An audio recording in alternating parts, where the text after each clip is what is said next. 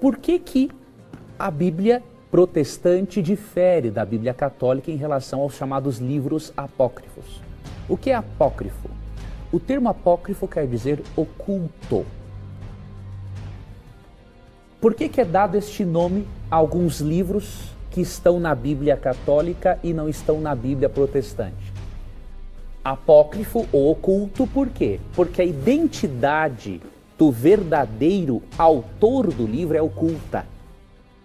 Então, alguns judeus, influenciados já pela cultura grega, começaram a escrever alguns livros cheios de superstição, e esses livros, por eles terem usado nomes de alguns personagens importantes da Bíblia para tentar dar algum crédito ao livro, então, pelos estudiosos verem que na verdade não foi, por exemplo, Tobias que escreveu Tobias, não é? Então eles perceberam o seguinte: não, esse livro é um apócrifo, ou seja, a autoria é oculta. Agora, por que esses livros se encontram na Bíblia católica apostólica romana? E sabe por que fizeram isso? Como meio de combater a igreja protestante.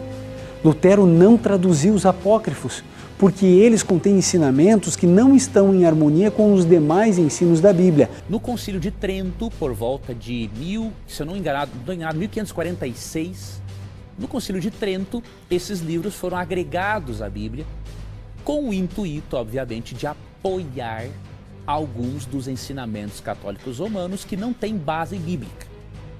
No ano de 1546, a Igreja Romana acrescentou 7 livros, porque até aí, 16 séculos, desde Cristo até 1545, a Bíblia Sagrada era semelhante à nossa, com 66 livros. Agora vamos à pergunta mais difícil. Por que essa diferença? Não é? Bom, a diferença está no fato de que no século XVI, os protestantes se separaram do magistério da Igreja Católica. Ou seja, qual é a diferença entre o católico e o protestante? É que o católico crê que a Igreja de Cristo tem um magistério, ou seja, pessoas deixadas por Cristo, os sucessores dos apóstolos, que são aqueles que garantem que o Evangelho que nós lemos e a fé que nós professamos é a fé e o Evangelho de Cristo ao longo dos séculos. Enquanto os evangélicos protestantes acham que a igreja se corrompeu e nós vamos ter que voltar à Igreja de Cristo, à igreja primitiva, através de uma espécie de esforço arqueológico. Ou seja, o protestantismo nasce com essa ideia arqueológica de que nos últimos 1200 anos a igreja traiu Jesus. Vamos então às fontes para ver como era a igreja lá no princípio.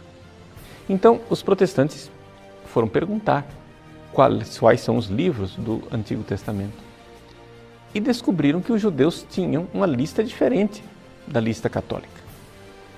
Então, bom, se os judeus têm somente 39 livros e nós temos 46, certamente foi a perfídia da Igreja Católica que acrescentou estes livros malévolos, não é?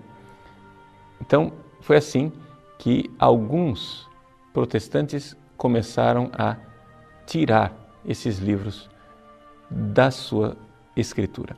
Agora é interessante notar o seguinte, que isso foi um lento processo. Não foi Lutero quem tirou, né, os 7 livros do Antigo Testamento. Por quê? Porque Lutero continuou publicando na sua Bíblia esses 7 livros quase que em separata, ele sabia. Lutero não traduziu os apócrifos. Errou! Que os livros tinham sido acrescentados numa segunda fase, não é? Por isso que nós católicos chamamos esses livros de deuterocanônicos, ou seja, havia uma primeira lista e uma segunda lista. Esses livros entraram na segunda lista. Lutero publicava esses livros mesmo assim e várias igrejas protestantes continuaram publicando esses livros até que finalmente no século XIX a maior parte das igrejas protestantes disseram basta, vamos ficar somente com os 39 livros. Então vejam que até mesmo no processo os protestantes não tiveram unanimidade. Né?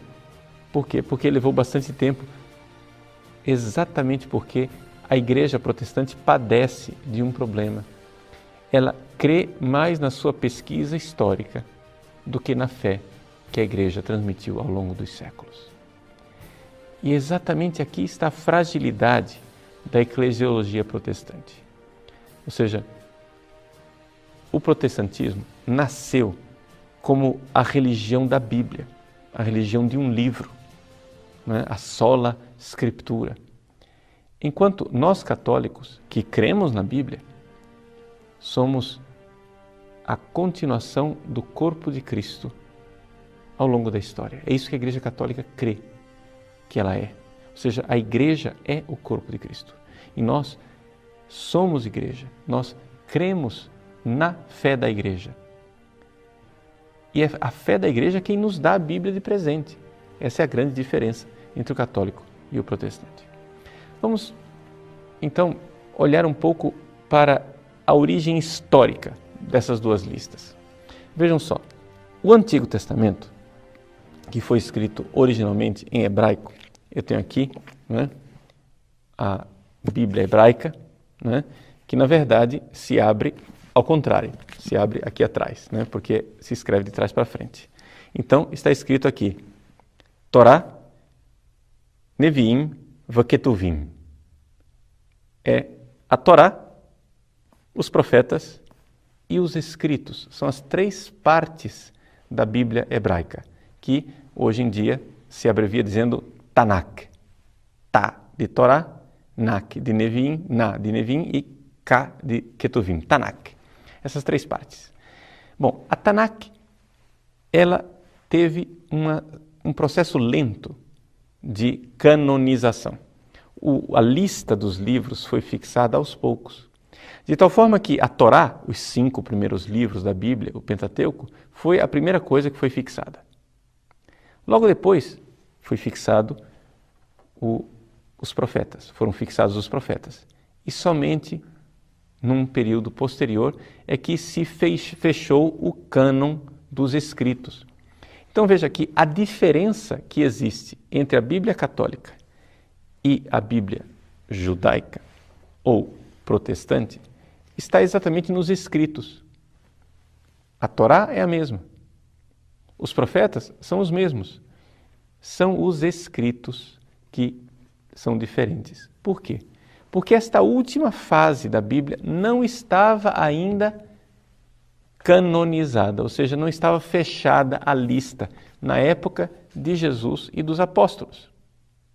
O que nós temos é o seguinte: os judeus, na época de Jesus, ainda tinham um grande debate a respeito de quais eram os livros sagrados. Os saduceus, por exemplo, só acreditavam na Torá, os 5 primeiros livros. Os fariseus acreditavam nos profetas e nos escritos e tinham a convicção de que a inspiração dos escritos ainda não estava concluída. Ou seja, o processo das Sagradas Escrituras não estava ainda fechado. Foi assim que então Jesus veio ao mundo e os profetas começaram, e os apóstolos começaram a pregar o Evangelho. Quando os apóstolos foram pregar o Evangelho, eles tiveram que pregar o Evangelho não somente ali, na Terra Santa, onde Jesus havia pregado. Eles tiveram que ir pelo mundo inteiro, ir pelo mundo inteiro e pregar o Evangelho a toda criatura.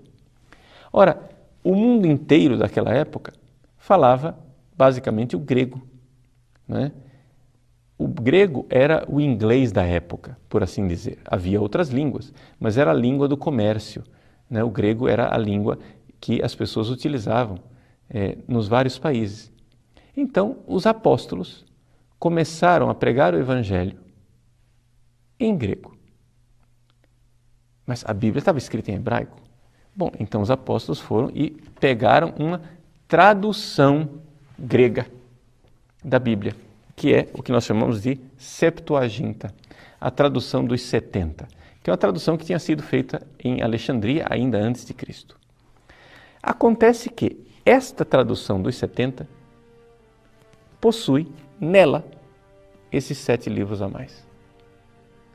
E nós então vemos que os apóstolos utilizavam esta tradução. Não é difícil um biblista sério estudar e enxergar que muitíssimas vezes no Novo Testamento, quando se cita o Antigo Testamento, o texto que é utilizado é o texto dos 70, da Septuaginta. Existe coincidência, né? Por exemplo, quando São Mateus diz que eis que uma virgem conceberá e dará à luz a um filho, é um texto de Isaías. Se você for ver na Tanakh, na Bíblia hebraica, não se fala de virgem. Eis que uma jovem, uma moça, conceberá e dará à luz um filho. Essa palavra moça podia ser interpretada tanto como juventude, como com virgindade. O que é que fizeram os 70? Traduziram como uma virgem. E Mateus cita assim. Mateus cita dizendo uma virgem, com a tradução dos 70. Quer dizer, os apóstolos usavam essa tradução. E é assim que então a igreja, desde o início, usa esta tradução dos 70. O fato é que houve um conflito entre os cristãos, a igreja de Cristo, e os judeus.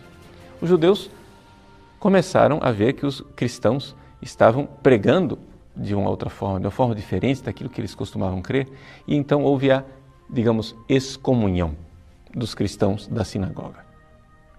Com esta excomunhão, isso levou os judeus a uma necessidade de estabelecer qual era a lista dos livros, de fechar o cânon.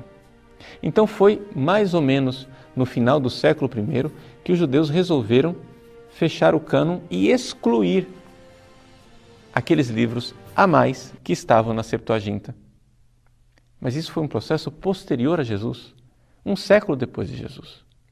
Portanto, os protestantes, ao aceitarem o cânon dos judeus, na verdade, está aceitando a autoridade dos rabinos judaicos depois de Cristo e não antes de Cristo. Por quê? Porque os apóstolos, com tranquilidade, pregavam o Evangelho a partir da Septuaginta. Poderíamos aqui colocar para você uma outra série de argumentações com relação a esse cânon das Sagradas Escrituras. O que para nós católicos basta é o seguinte: quem define quais são os livros sagrados é a Igreja. Por quê? Porque foi esta mesma Igreja quem definiu os 27 livros do Novo Testamento. A pergunta é, por que os protestantes aceitam a autoridade da Igreja que definiu os 27 livros do Novo Testamento, mas não aceita a autoridade da mesma Igreja que definiu os 46 do Antigo? Não tem lógica nenhuma. Ora, se você diz, eu não aceito a autoridade do magistério que definiu os 46 do Antigo Testamento, por que razão você aceita os 27? Baseado em quê? Em que argumentos? Em que autoridade? Em que pressuposto histórico? Porque nós sabemos historicamente, e existem inúmeros documentos que comprovam isso, que até o terceiro século não estava ainda claro quais eram os livros, nem do Novo, nem do Antigo Testamento. Haviam várias listas circulando. Você vê, por exemplo, as controvérsias que houve entre Marcião e a Igreja, entre os gnósticos e a Igreja. Os gnósticos queriam colocar mais livros, Marcião queria colocar menos livros. Foi somente no final do terceiro século que a coisa apaziguou. Então, a lista que nós temos hoje dos livros da Bíblia, os 46 do Antigo e os 27 do Novo, essa lista ela já estava estabelecida e tranquila na época de Santo Agostinho. O primeiro concílio que nós temos, que fala com toda clareza desta lista dos 72 livros da Bíblia, é o Concílio de Hipona, feito por Santo Agostinho. Santo Agostinho coloca essa lista, que é a lista que nós temos hoje. Infelizmente, os atos desse Concílio de Hipona não chegaram até nós. Mas quase contemporâneo a Santo Agostinho, nós temos o Decretum Damasi, ou seja, o decreto de São Damaso. Você pode encontrar isso no Denzinger Schönmetzer, no número 179, né? Em que houve um sínodo em Roma e no final do século IV, então, o Papa Damaso estabelece a lista exata que nós temos hoje.